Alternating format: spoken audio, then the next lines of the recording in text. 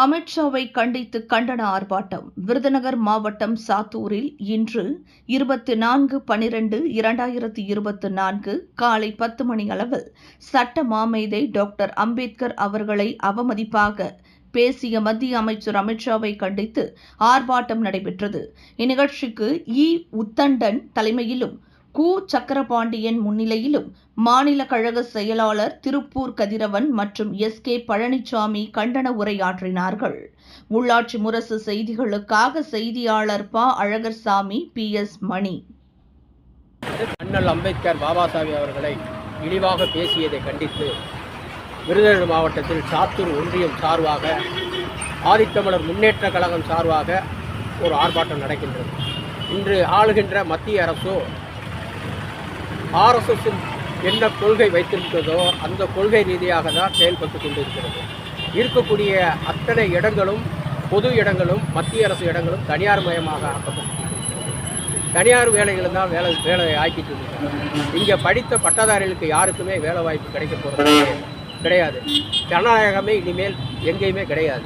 இந்த ஜனநாயகத்தை வலியுறுத்தி அமித்ஷாவை கண்டித்து ஆதித்தமிழர் முன்னேற்ற கழகம் அந்தந்த மாவட்ட வாரியாக ஒன்றிய வாரியாக கழகத்தின் கண்டனங்களை தெரிவித்துக் கொண்டிருக்கிறோம்.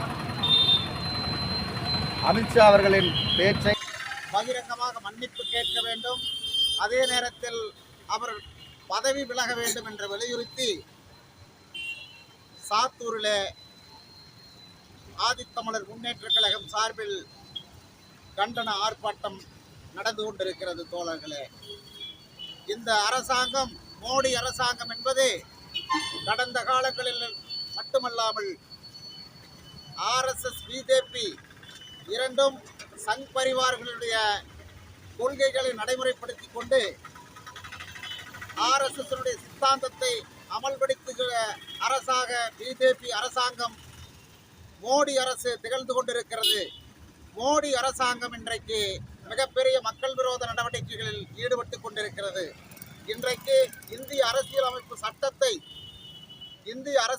சட்டம் அவர்களுக்கு ஒரு தடையாக இருக்கிறது.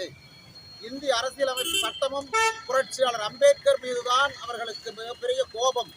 என்ன என்று சொன்னால், இந்திய அரசியலமைப்பு சட்டம் தான்